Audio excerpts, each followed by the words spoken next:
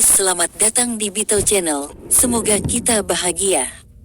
Jangan lupa subscribe, like, komen dan share agar channel ini semakin berkembang. Terima kasih. Bab 2113-2116. Oleh karena itu, McNeil langsung setuju. Tentu, saya akan memberitahu Gubernur Kota Waterhouse tentang ini. Adapun hal-hal lain, terserah Anda dan Jude. Oke, terima kasih. Aku tidak akan mengganggumu lagi, kamu harus kembali bekerja. Jasper menutup telepon setelah mengatakan itu. Ketika berhadapan dengan orang-orang cerdas, tidak perlu menjelaskan secara berlebihan. Orang-orang seperti McNeil itu brilian, jadi wajar saja, dia tahu Jasper melakukan ini demi Jude. McNeil sangat efisien. Hanya dalam satu hari, Waterhouse City mengeluarkan dokumen untuk Jude, yang memungkinkan dia untuk terlibat dalam serangkaian kegiatan komersial seperti pengembangan real estate di Waterhouse City. Sebelum itu, Jude telah menyerahkan semua dokumen dan menunggu cukup lama. Namun, pejabat di Waterhouse City belum mengeluarkan instruksi apapun untuk saat ini.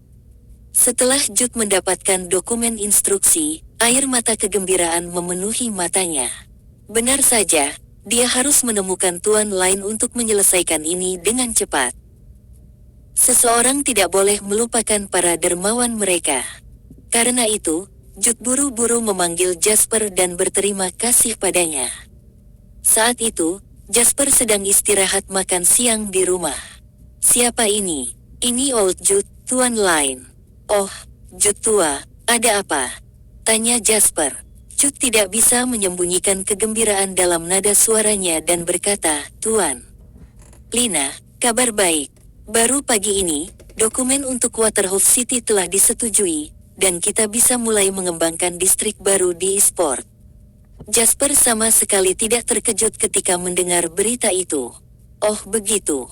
Ini benar-benar hal yang baik, lakukan yang terbaik. 10 tahun kemudian, Anda akan tahu betapa bijaknya Anda ketika memilih pelabuhan timur. Jasper menutup telepon setelah dia selesai berbicara, tidak ingin berbicara omong kosong dengan Jude karena dia tahu bahwa jika dia melanjutkan, dia hanya akan menerima aliran pujian yang tak ada habisnya. Dia mungkin juga beristirahat sebentar ketika dia punya waktu. Setelah dia bangun, Bas memanggilnya untuk melapor kepadanya. Lain, pacar ayah mertua Anda, May, telah datang untuk melapor ke JW Group hari ini. Saat ini saya menugaskannya untuk mengawasi manajemen departemen logistik. Ini adalah pekerjaan menganggur, jadi saya tidak berpikir dia akan menyebabkan banyak masalah di sana. Yah, aku selalu merasa nyaman ketika kamu bertanggung jawab. Jika May melakukan sesuatu yang tidak biasa, kamu harus segera memberitahuku, mengerti? Jasper menginstruksikan dengan serius. Ya, tuan lain. Jika dia benar-benar bermasalah, dia tidak bisa mengawasinya 24 jam sehari. Saat ini, dia hanya bisa menunggu sampai dia mengekspos dirinya sendiri. Pada saat yang sama, Wendy mengalami masalah. Awalnya, dia tidak berencana untuk memberitahu Jasper, tetapi Anna tidak tahan lagi, jadi dia menelepon Jasper dan berbicara untuk memberi petunjuk tentang hal itu. Bagaimana urusanmu di daratan? Jika Anda hampir selesai, datanglah ke Harbor City dengan cepat. Saya pikir tubuh Wendy akan mati jika Anda tidak datang. Setelah mendengar ini, Jasper segera mengerutkan kening dan dengan cepat bertanya, apa yang terjadi? Apakah seseorang memberi Anda dan Wendy waktu yang sulit di Harbor City?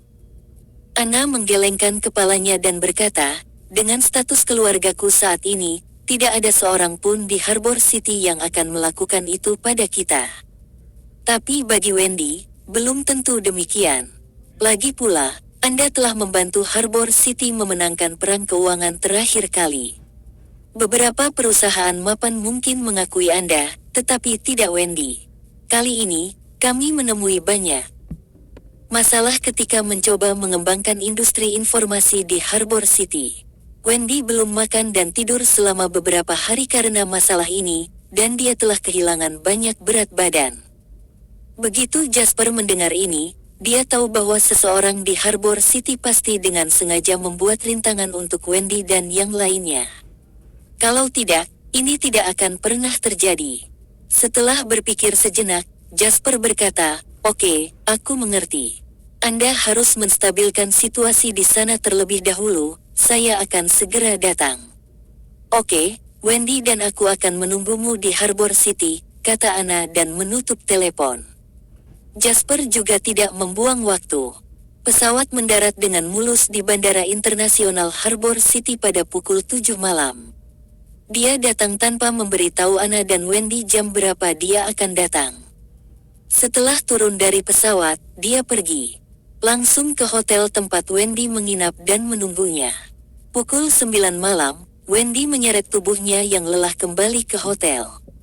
Saat dia membuka pintu, dia melihat sepertinya ada seorang pria duduk di tempat tidurnya di kamar yang gelap. Dia sangat terkejut sehingga dia ingin berteriak. Namun, di detik berikutnya, sebuah tangan menutupi bulannya. "Ini aku." Wendy sedikit tenang setelah mendengar suara Jasper. Kemudian, dia menyalakan lampu di kamar. Air mata lolos dari matanya ketika dia melihat bahwa orang di depannya memang pria yang dia pikirkan sepanjang siang dan malam. "Itu kamu. Bukankah Anda di kota Nauritus? Mengapa Anda datang ke Harbor City saat ini?" Jasper melingkarkan lengannya di pinggang Wendy dan berkata dengan nada mencela, "Kamu mendapat masalah di Harbor City. Apakah Anda berencana untuk menanggung semuanya sendiri jika Anda tidak memberi tahu saya?" Wendy tidak berbicara. Dia menundukkan kepalanya dengan rasa bersalah dan tidak berani menatap mata Jasper secara langsung. Aku hanya tidak ingin merepotkanmu dengan semuanya. Lagi pula, aku akan terlihat tidak berguna jika aku memintamu untuk menyelesaikan setiap masalah yang aku hadapi." Setelah mendengar ini, Jasper menghela nafas tak percaya. Dia menepuk hidungnya dan berkata, "Gadis bodoh, kamu adalah wanitaku. Tentu saja, Anda akan ingin menemukan pria Anda ketika Anda menghadapi masalah. Apa yang memalukan tentang itu?" Saat Jasper mengatakan itu, dia meraih tangan kecil Wendy dan duduk di sofa. "Oke, ceritakan masalah yang Anda temui. Saya di sini untuk membantu Anda menangani hal-hal ini kali ini." Meskipun Wendy sedikit malu, dia masih tersentuh oleh pria ini yang segera muncul ketika dia mengalami masalah.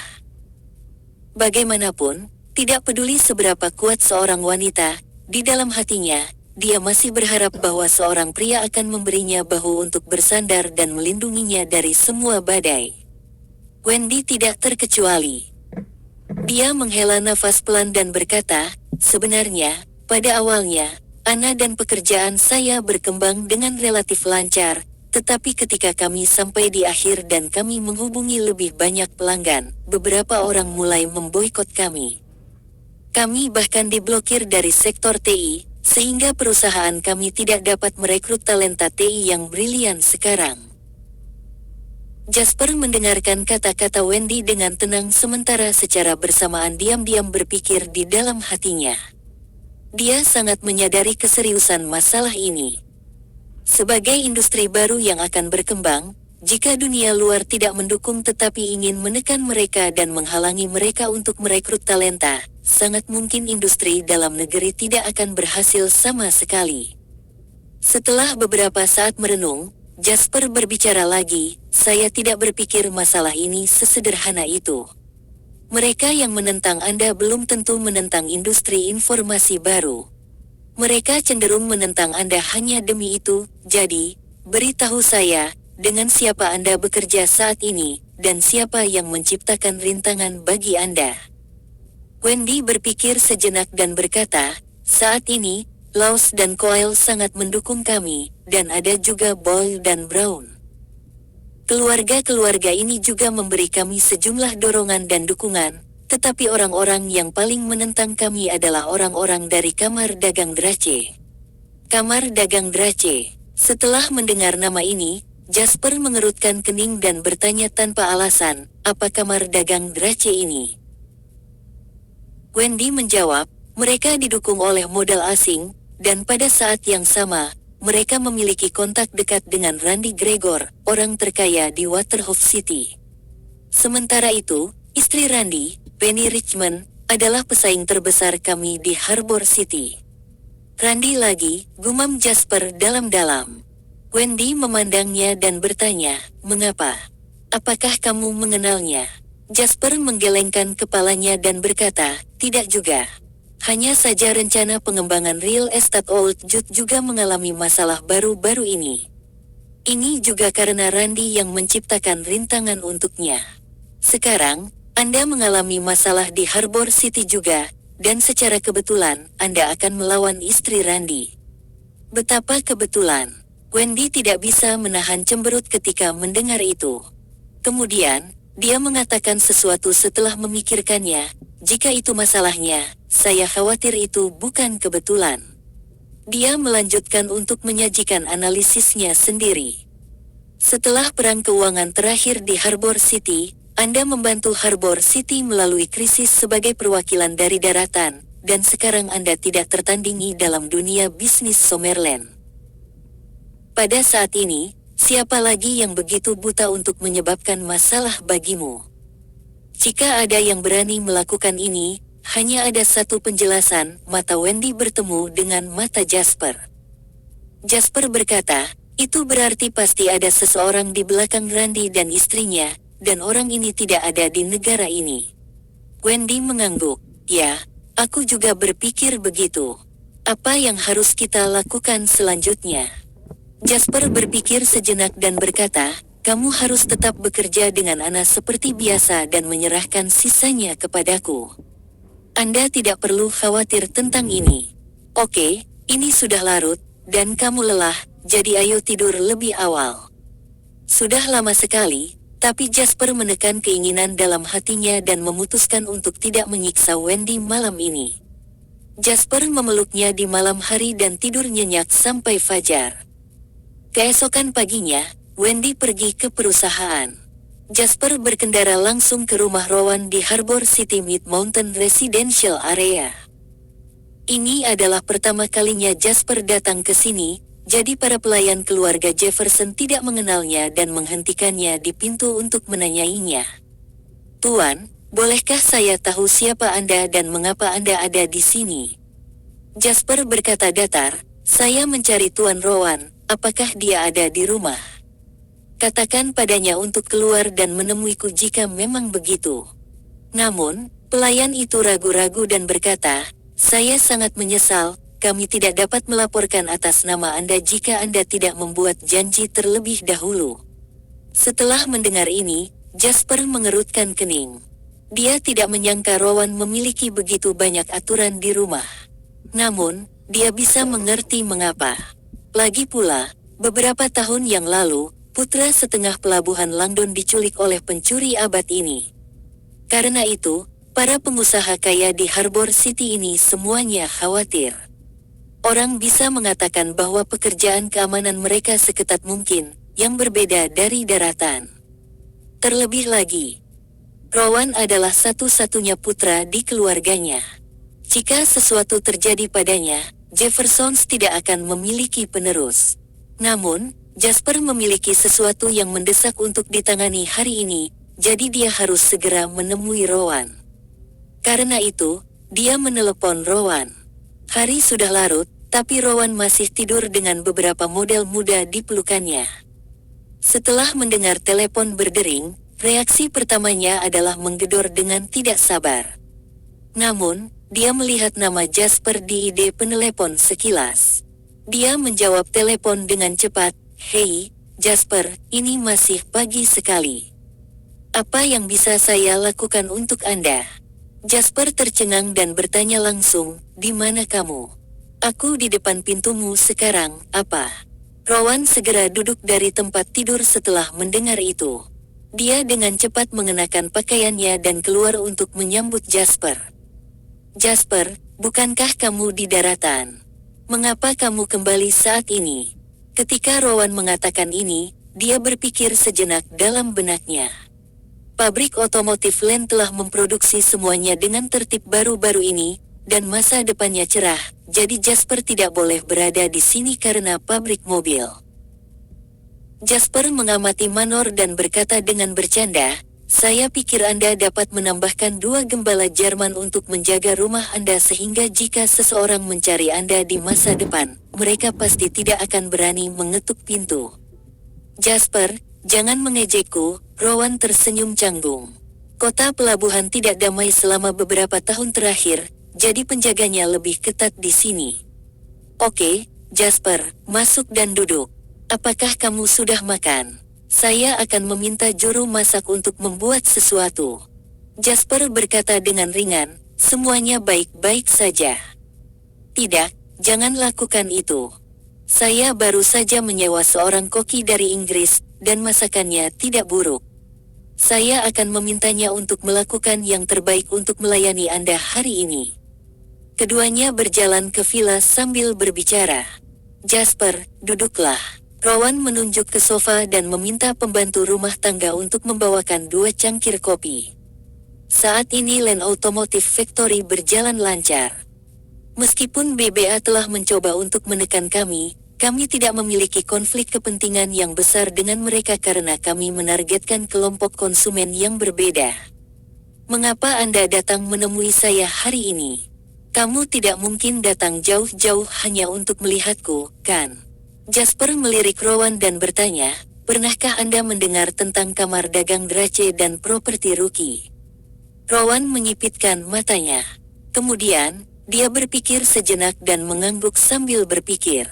"Saya mendengar bahwa CEO Rookie Properties baru-baru ini menjadi pusat perhatian di Harbor City.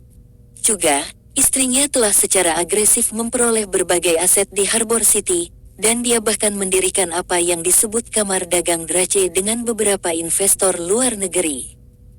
Setelah mengatakan ini, Rowan segera menyadari sesuatu dan bertanya kepada Jasper, "Jasper, apakah Randy dan istrinya melewatimu?"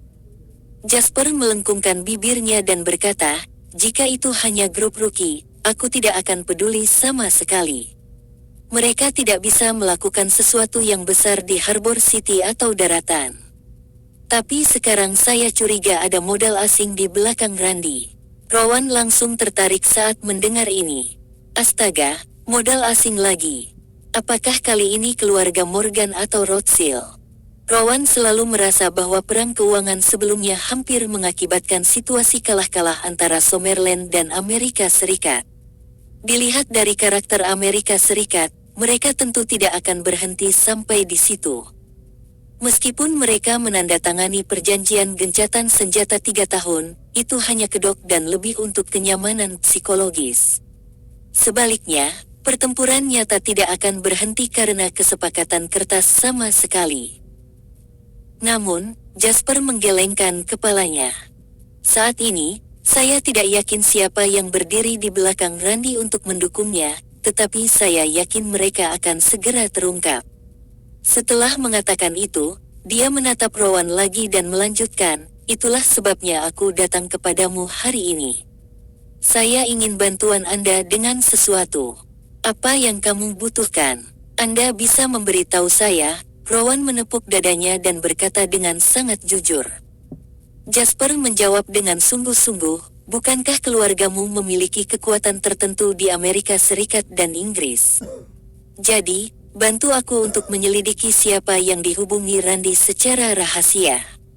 Setelah mendengarkan apa yang dikatakan Jasper, Rowan menepuk pahanya. "Itu saja. Anggap saja sudah beres. Tidak masalah, saya akan memerintahkan seseorang untuk melakukannya segera. Jangan khawatir, Jasper. Saya akan memberi Anda balasan dalam waktu kurang dari 3 hari." Jasper mengangguk. "Bagus, aku akan menyerahkan ini padamu." Jasper kembali setelah makan siang di rumah Rowan, lalu, dia menelepon Wendy saat dia sedang dalam perjalanan. "Apakah kamu bebas malam ini? Bagaimana kalau kita jalan-jalan di Nine Dragon Town?" Namun, suara Wendy terdengar sedikit lelah di ujung telepon. "Aku khawatir aku tidak bisa. Saya membuat janji dengan Anna malam ini untuk bertemu Penny, ketua kamar dagang Drache." Kami makan malam dengannya sambil berbicara tentang pengembangan bersama industri informasi. Jasper merasa nama Penny terdengar familiar. Segera, dia ingat siapa dia. Bukankah itu istri Penny Randy? Menurut lintasan IA terakhir, Penny memeras banyak aset dari Harbor City. Selain itu, alasan mengapa Randy bisa menjadi orang terkaya di Waterhouse Town adalah berkat istrinya. Wendy mengangguk. Baik, saya akan menutup telepon sekarang karena saya masih memiliki banyak dokumen untuk ditandatangani. Selamat tinggal. Oke, kembali bekerja.